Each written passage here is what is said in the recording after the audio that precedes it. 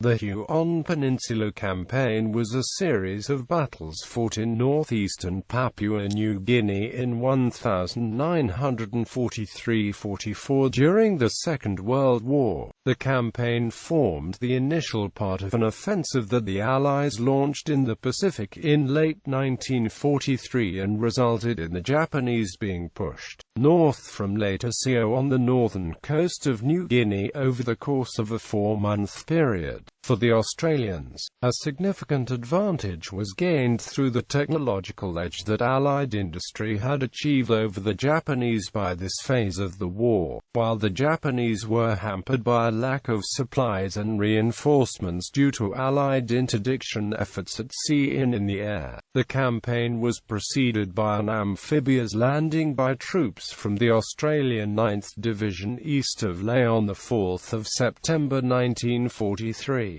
This was followed by an advance west along the coast towards the town where they were to link up with 7th Division advancing from Nadzab. Meanwhile, Australian and US forces mounted diversionary attacks around Salimua. Heavy rain and flooding slowed the 9th Division's advance, which had to cross several rivers along the way. The Japanese rearguard also put up a stiff defense and, as a result, Lae did not fall until the 16th of September, when troops from the 7th Division entered it ahead of the 9th, and the main body of the Japanese force escaped north. Less than a week later, the Huon Peninsula Campaign was opened as the Australians undertook another amphibious landing further east, aimed at capturing Finschhafen. Following the landing at Scarlet Beach, the Allies set about moving south to secure Finschhafen, which saw fighting around Jivaneng also. In mid-October, the Japanese launched a counterattack against the Australian beachhead around Scarlet Beach, which lasted for about a week and resulted in a small contraction of the Australian lines and a splitting of the force before it was defeated. After this, the Australians regained the initiative and began to pursue the Japanese, who withdrew inland towards the high ground around Saddleburg. Amidst heavy fighting and a second failed Japanese counterattack, Saddleburg was secured in late November and the Australians began an area advance to the north to secure a line between Warreo and Gashika. This was completed by early December, and was followed by an advance by Australian forces along the coast through Lakona to Fortification Point, overcoming strong Japanese forces fighting delaying actions.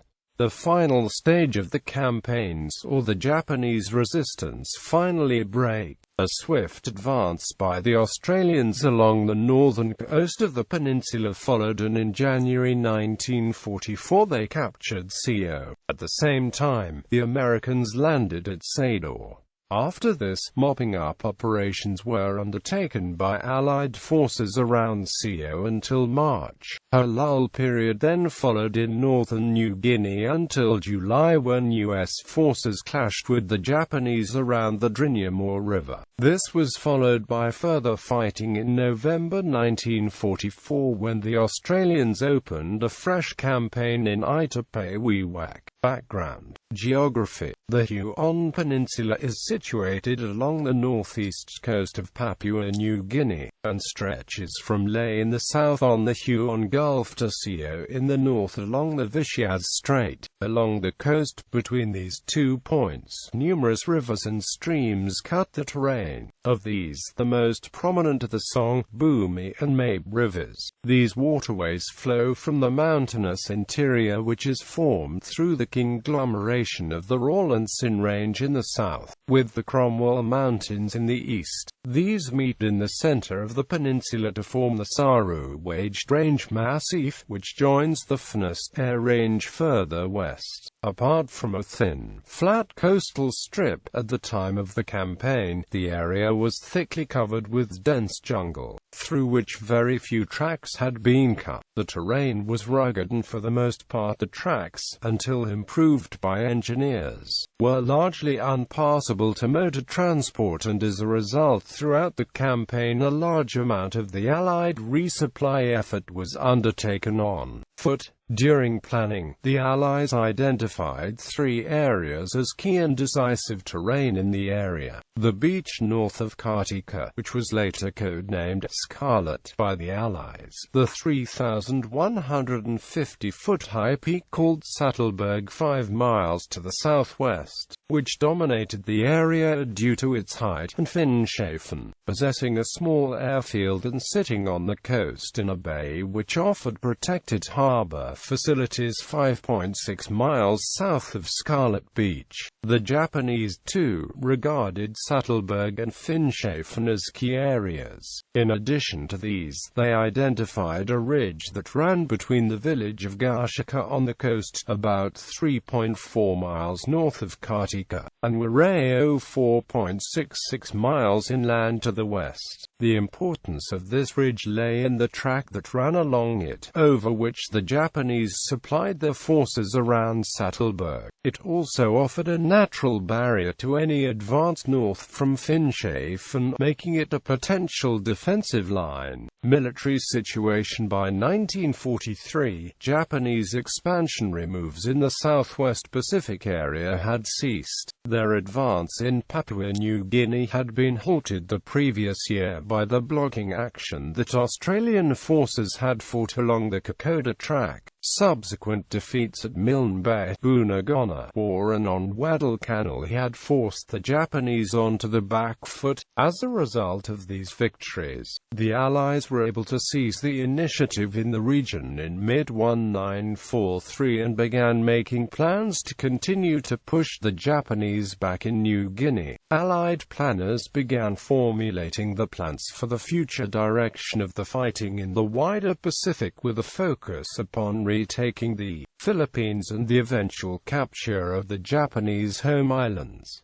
The linchpin to Japanese strength in the region was the main base at Rabaul. The reduction of this base came to be seen as a key tenet of success in the SWPA for the Allies and was formalized into Operation Cartwheel. In order to achieve this, the Allies needed access to a number of air bases in the region. Allied high commanders, including General Douglas MacArthur, directed that 2 air bases be secured, one at Lae and another at Finschhafen. The capture of Lae would provide the Allies with a port to supply Nadzab and would facilitate operations in the Markham Valley. Gaining control of Finschhafen and the wider Huon Peninsula was an important precursor to conducting operations in New Britain by providing a natural harbour and enabling control of the strategically important Vitiaz and Dampier Straits.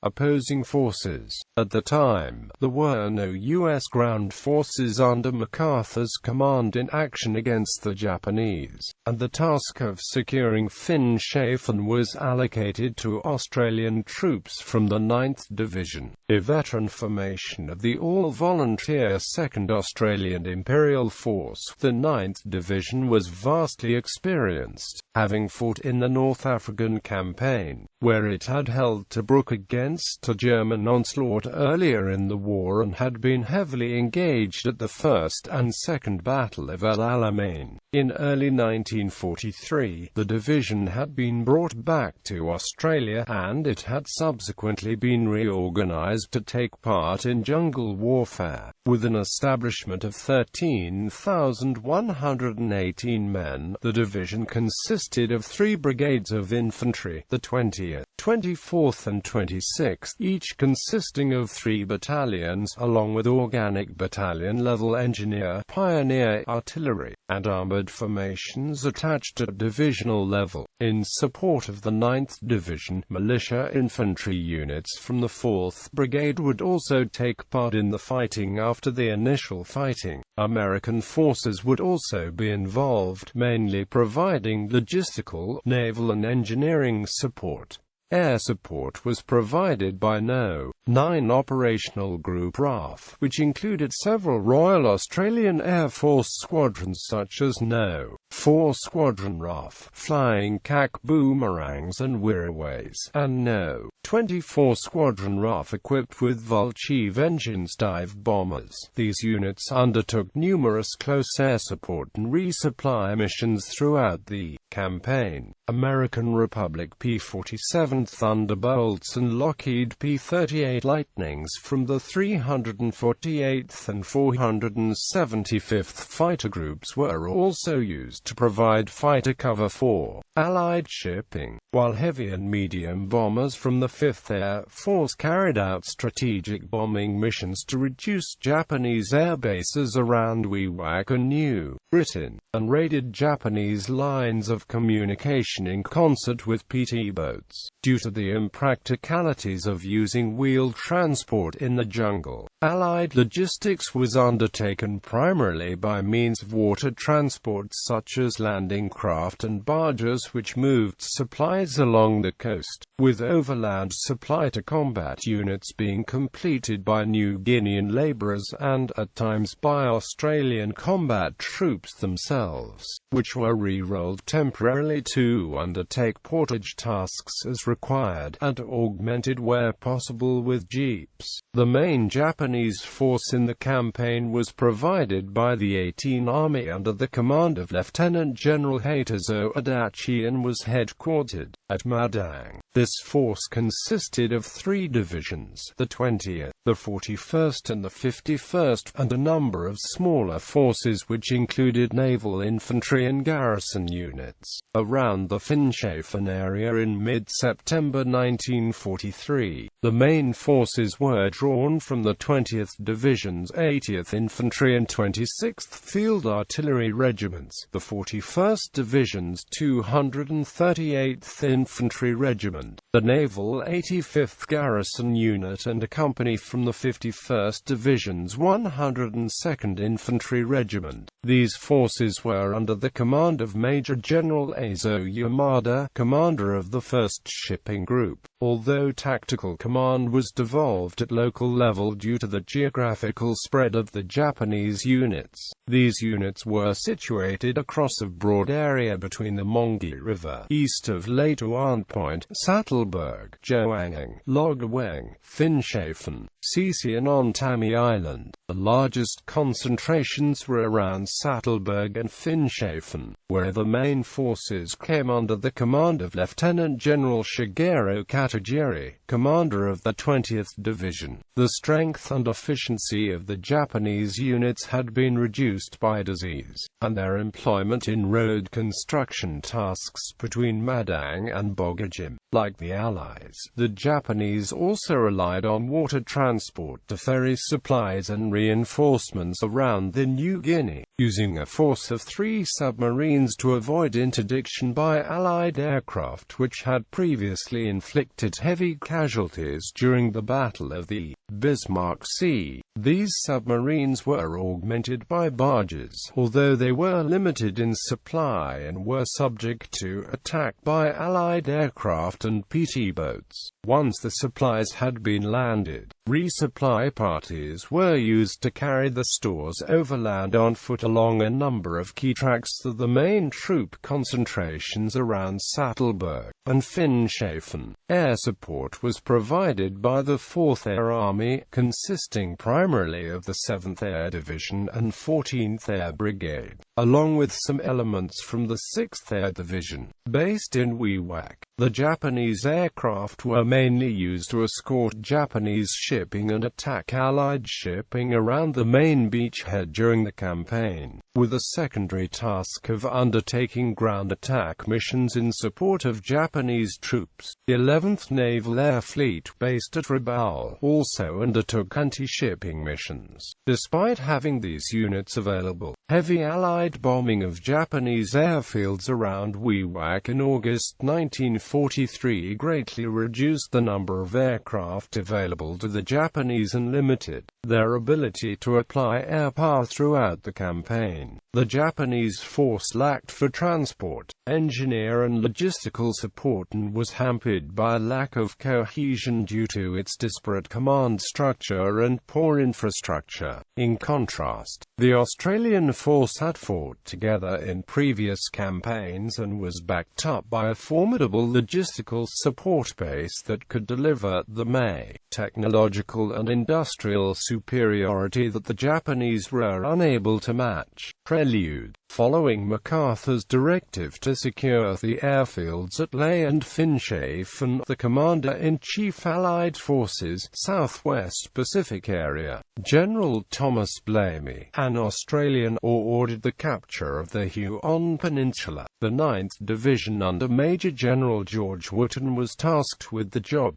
The initial focus was upon securing Lae. The Allies formulated a plan to achieve this that would see the 9th Division conduct an amphibious landing east of Lae, while the 7th Division would move by air to Nadzab in the Markham Valley, which had been secured by parachute troops from the U.S. 503rd Parachute Infantry Regiment and the 4th Field Regiment. From Nadzab, the 7th Division would advance on Lae from the south to support the 9th Division's drive towards Lae. At the same time, the Australian 3rd Division and the U.S. 162nd Infantry Regiment would fight a diversionary action around Salimua. After training in Queensland and at Milne Bay in New Guinea, the 9th Division embarked upon U.S. ships assigned to Rear Admiral Daniel Barbee's Naval Task Force 7 amphibious force as part of what was the largest amphibious operation undertaken by Allied forces in the Southwest Pacific to that point in the war. The 20th Brigade, under the command of Brigadier Victor Windia, was chosen to spearhead the assault with a landing at a beach 16 miles to the east of Lae. In preparation, early on the 4th of September 1943, 5 destroyers laid down a heavy bombardment that lasted 6 minutes. Upon its conclusion, the 13th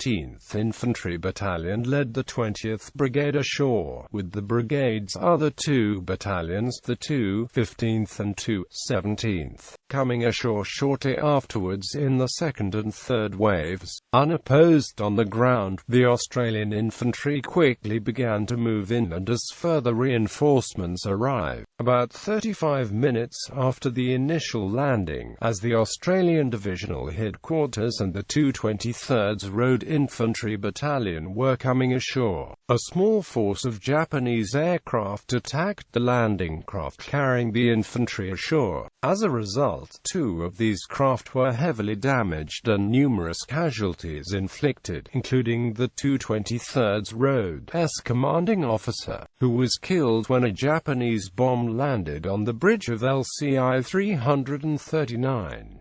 Further Japanese air attacks came in the afternoon. A force of about 70 Japanese aircraft, coming from bases on New Britain, were beaten off over Finschhafen. Another group, however, achieved success around Morobe, attacking empty transports that were making their egress from Finschhafen. While off Cape Ward Hunt, another group attacked an Allied convoy carrying follow-on forces, including the rest of Brigadier David Whitehead's 26th Brigade. Aboard LSD 471, 43 were killed and another 30 wounded, while 8 were killed and 37 wounded on LSD 473. This did not prevent the flow of supplies and the arrival of further reinforcements in the shape of the 24th Brigade, under Brigadier Bernard Evans. The following day, the Australians then began the arduous advance west towards Lae, passing through thick jungle, swamps, kunai grass and numerous rain-swollen rivers and streams, which, along with heavy rain, slowed the progress. On the night of 5-6 September, the Japanese launched an attack on the lead Australian battalion, but they were unable to prevent its advance. At this point, the 26th Brigade moved inland to strike towards Lae from the northeast, while the 24th carried the advance along the coast. At this point, the 9th Division's advance began to be hampered by a lack of supplies which, along with the rugged terrain, resulted in slow progress. It was not until the 9th of September that they reached the Basu River. The 228th Infantry Battalion was leading the Australian advance at this stage, and the soldiers waded across. The current was strong and many of the men, 13 of whom drowned, were swept downstream. Nevertheless, the 228th was able to establish a beachhead west of the river. At this point, heavy rain began to fall again, and the river rose once more, preventing any other units from crossing. This effectively isolated the single Australian battalion, which was then subjected to repeated attacks by the Japanese. On the 14th of September, the 26th Brigade was able to force its way across, and the advance continued. Along the coast, the 24th Brigade was held up by a determined Japanese defense in front of the Butibum River, which was the final crossing before Lae. The stream was finally forded on the 16th of September, by which time Lae had fallen to troops from the 7th Division. In the fighting for Lae, over 2,200 Japanese were killed. In contrast, the Australian casualties were considerably lighter, with the 9th Division losing 77 killed and 73 missing. Despite the Allied success in capturing Lae, the Japanese had achieved a creditable defense, which had not only slowed the Allied advance, but had allowed the bulk of the Japanese forces in the vicinity to get away, withdrawing north into the Huon Peninsula, where they could continue to fight on.